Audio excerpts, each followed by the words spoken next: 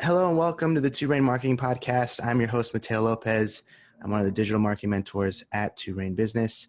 Thank you for joining us. And this is going to be your weekly dose of digital marketing magic, where every week we're going to go over marketing campaign strategies, useful tips, updates to keep you in the loop.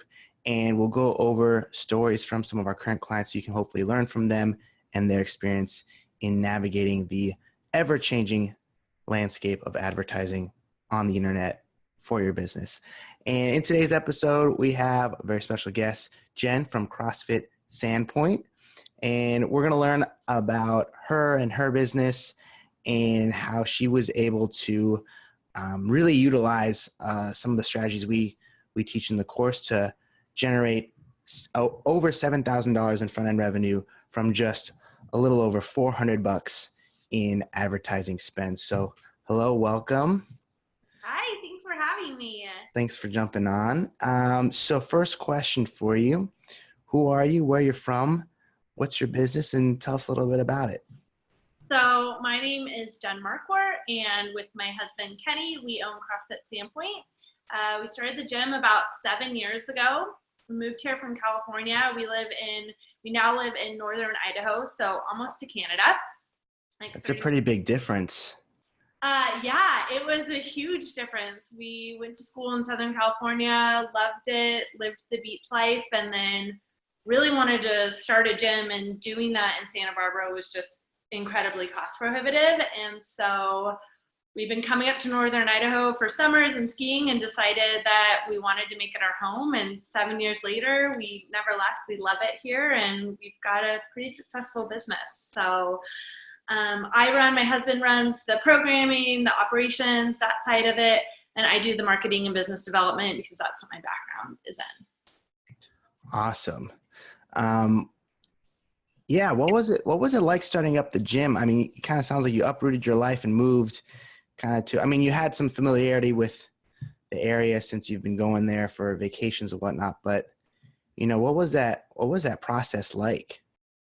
It was crazy. We actually didn't even think we were going to stay in this town. We just thought, well, we'll come for a summer, we'll hang out at the lake, we'll just take some time off, and then we'll figure out what our plan is going to be. And the longer we were here, the more we just felt like this is where we're being drawn to stay. There wasn't a CrossFit gym in town. It's a tiny town, it's growing, but when we moved here, there were 7,000 people.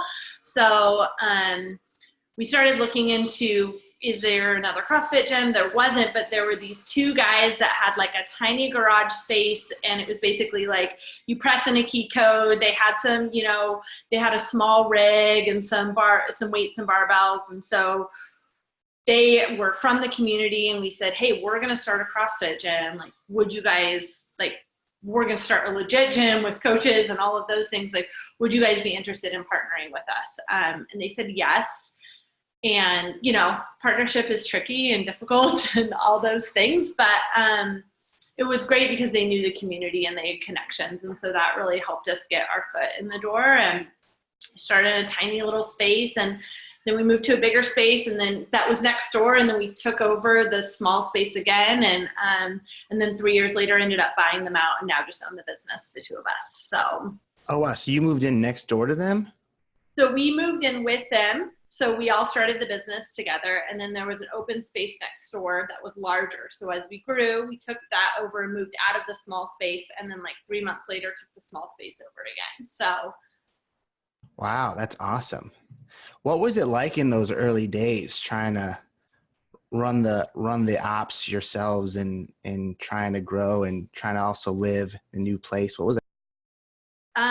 It was crazy because we couldn't both work in the gym, with having two partners also, it wasn't going to be possible. So I had a full-time corporate job while Kenny was running the gym. And in those early days, he did everything. I mean, he was the janitor. He coached 30 classes a week. We did no personal training, no nutrition, nothing. There was nothing extra. It was just him coaching. And I would pop in and help as I could, and the nights and the weekends and things like that. I mean, we painted every wall in this place. We hung every rig. We put every piece of flooring in, all those all those things. It's the true blood, sweat, and tears, right? I mean, that's how you build something. Literally 6 months after we started the gym, I got pregnant. So we were also raising our newborn son during all of this too, which is an adventure.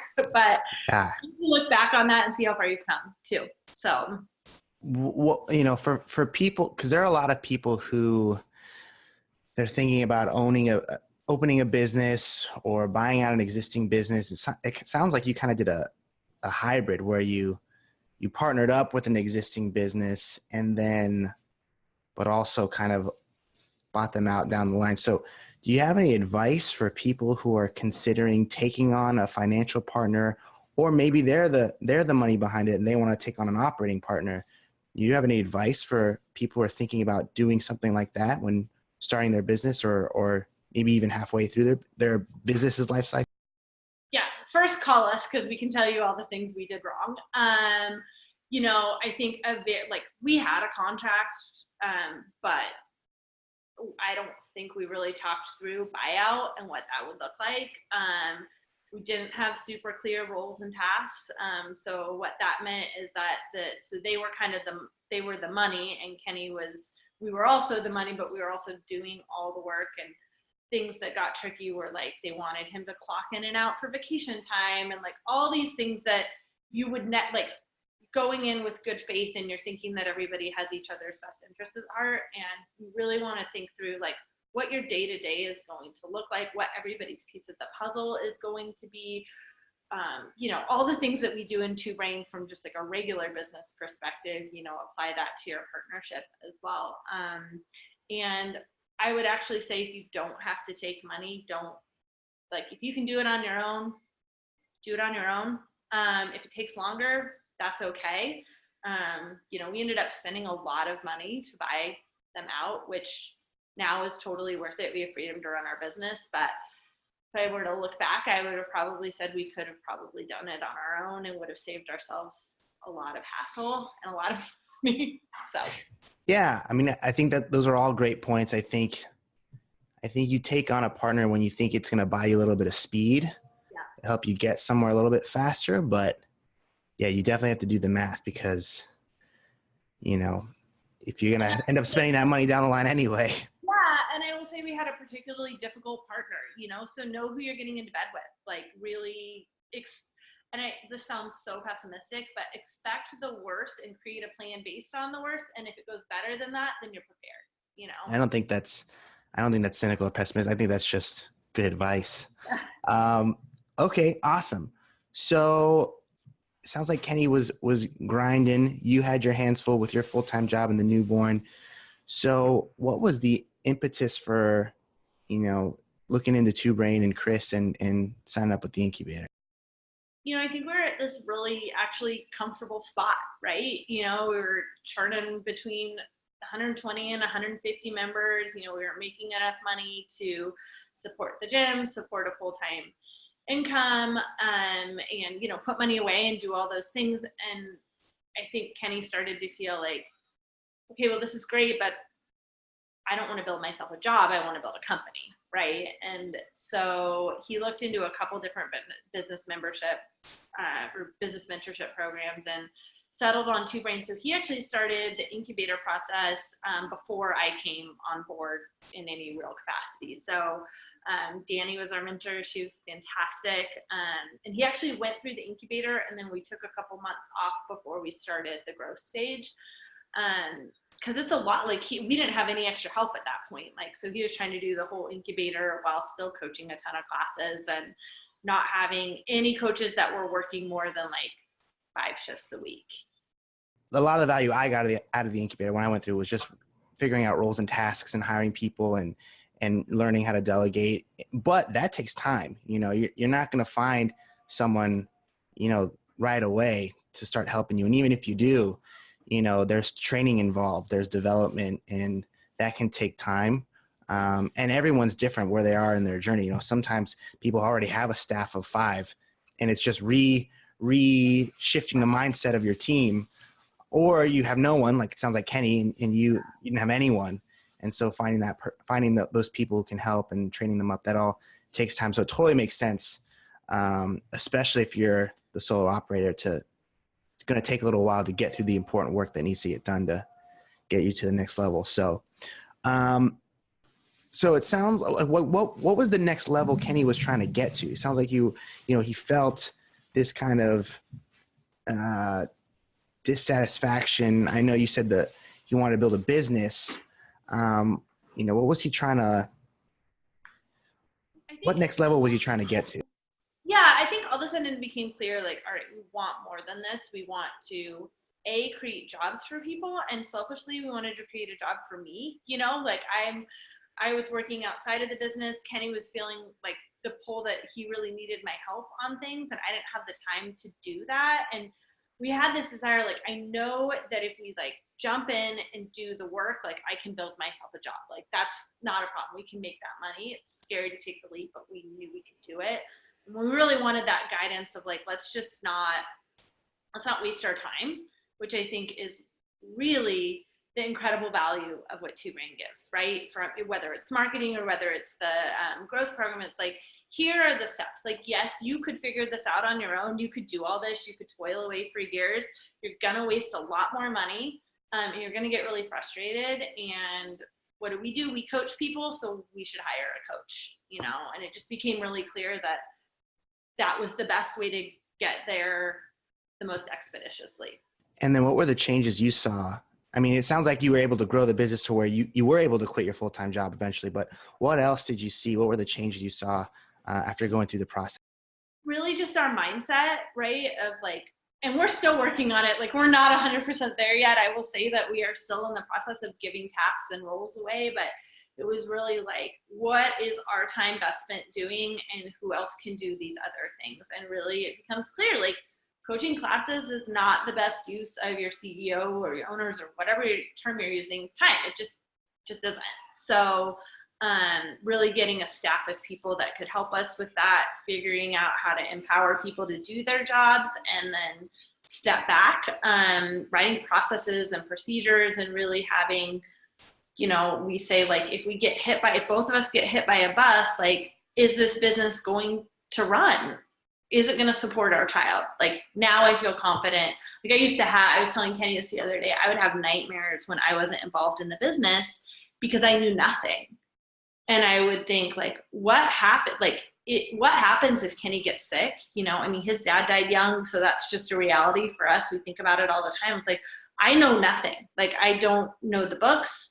I don't know how to coach. I don't know how to write programming. It was like, this business, if he were to go, like, it would be dead. So I think that was the impetus for us to really say, like, we got to create something that is beyond us.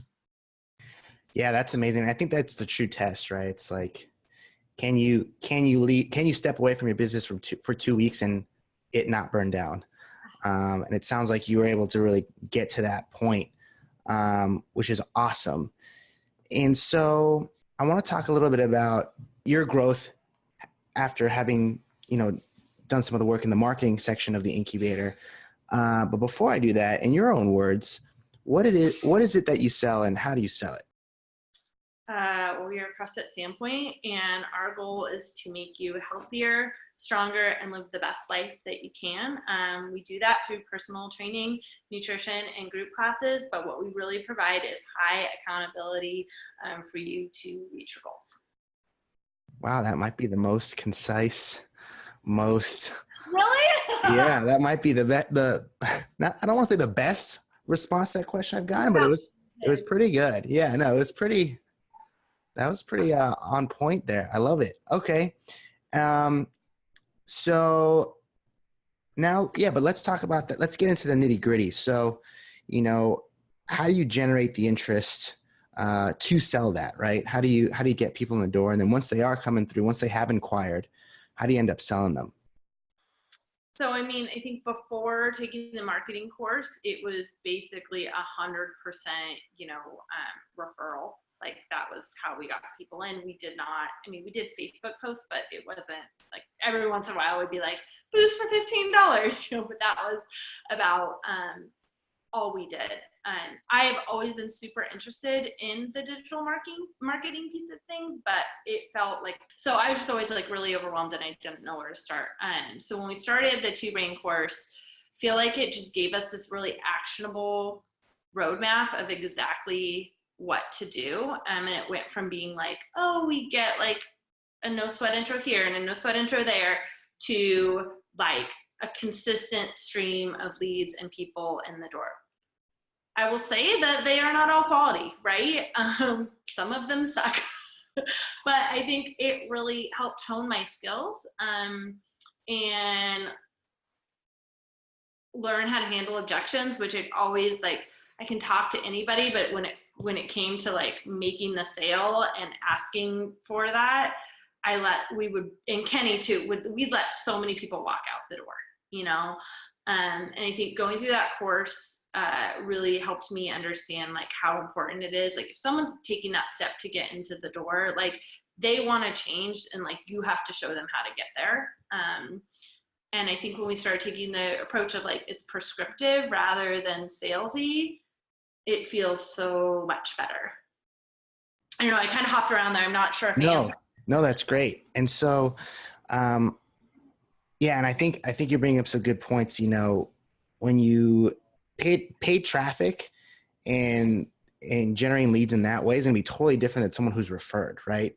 If someone who's referred, that's someone, you know, your current member who referred their friend, they've done half the selling for you already, right? When you put an ad out, it's going to take a little bit more work on our end, but we can't control referrals. With this paid ads, like we can control that. So I think that's the trade-off, and I think it's ultimately worth it. And I think you've seen that too with your campaigns.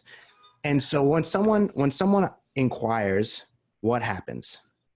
So I'm glad you asked that, because I think one of the great things that going through this made us realize is that we had giant gaps in our client funnels. Essentially, we didn't really have one, you know? And so we actually made the decision, because we were so busy, that we just decided we're going to go to up launch, because they've got that dialed. They've got it. Like I don't have to set up a text messaging and a Zapier and all of that. I can just have them do the whole thing. So when someone inquires, they get a text message and an email initially. You know, I've been working with like a little bit, so we've been playing around with like how involved I am in that initial process. Usually I'll, you know, if they respond to a text message, then that's when I will start to engage in the process. We don't have a sales manager yet, so when we do, I'll probably have that person reach out via phone call. Right now, we just don't have the capacity to do that. So they get text message. Usually, you know, if they don't sign up for a no sweat, then I will reach out to them and try and get them to do that. But that automation helps just make that happen without having to think about it, which is really nice. And then they'll book a no sweat intro, and then we'll send them, we send a confirmation text message 24 hours before, where they have to reply yes. That has helped. I know there's been a lot of talk in the group about no-shows. Cannot recommend that enough. It's like cut our no-shows down by like 75% probably. Wow, just having that confirmation reply, yes, if you're coming. It's like the simplest thing, but you know, and we're at a spot right now where we're getting pretty full. So I'm at a spot where it's like, I just want somebody that really wants to be in here. And if they don't, that's okay. Maybe they'll be ready down the road, and we'll continue to foster that relationship through emails and texts and all those things. But like, I don't have the time to chase down 25 people a week, you know? So I want them to take that. Like, if they're going to take the step to get in here, they're more likely to show up to classes, and they're more likely to stay long-term. Totally. And so let's say they reply yes, they come in through the door. What happens? So generally, I will offer them a cup of coffee, and then I will give them a tour of the gym.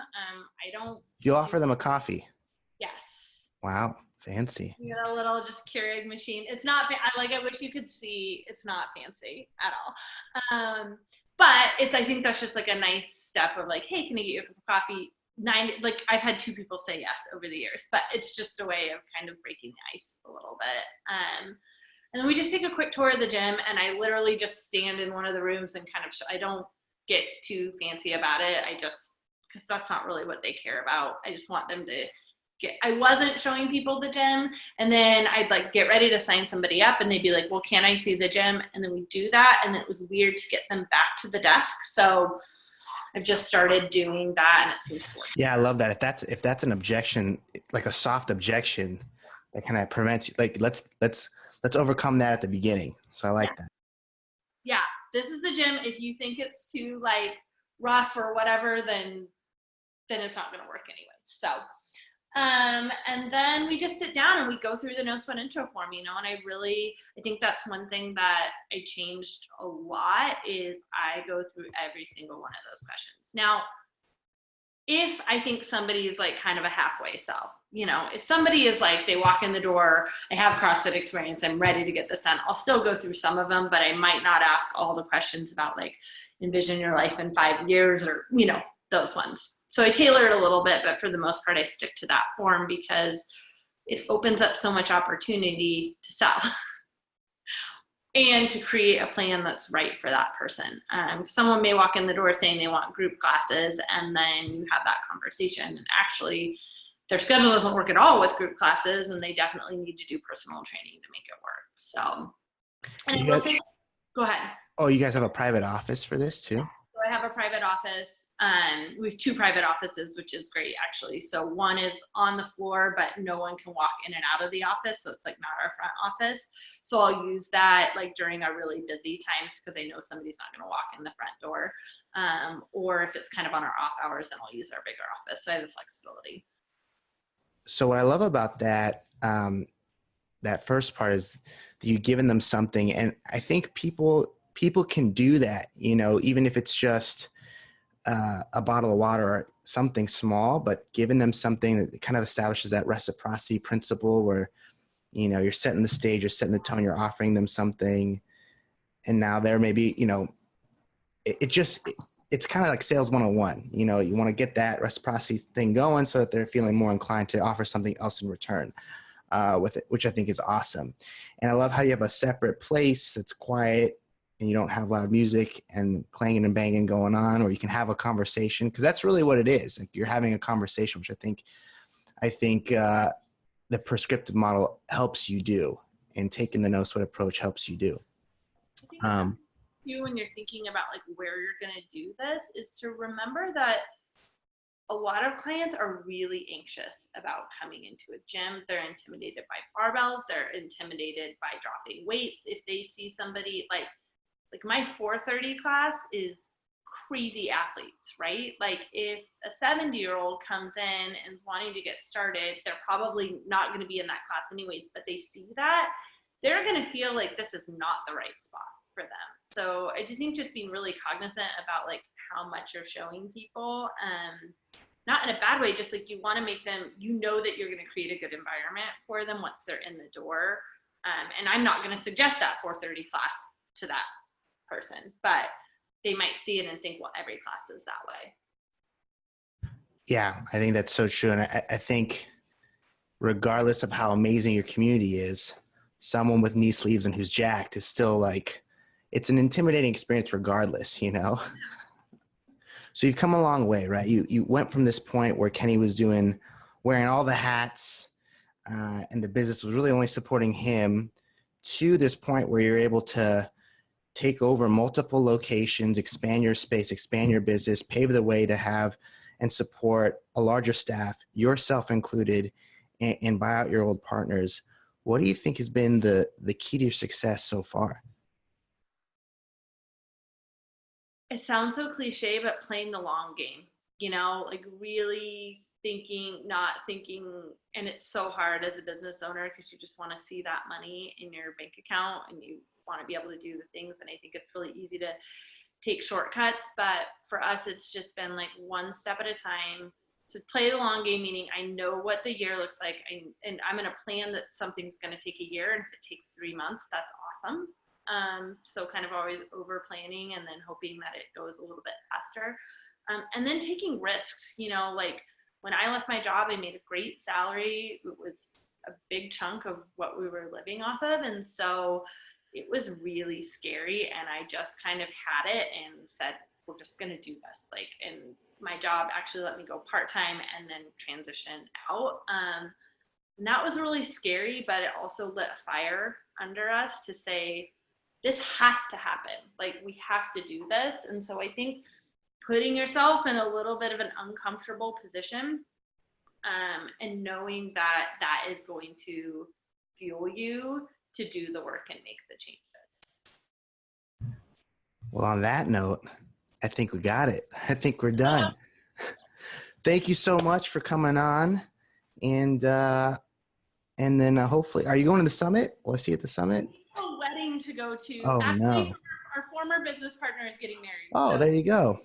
But we'll be there next year for sure. Awesome. Well, thanks for hopping on, and we're looking forward to seeing what the next year holds for you. Thanks for all your help, Mateo. You guys are awesome.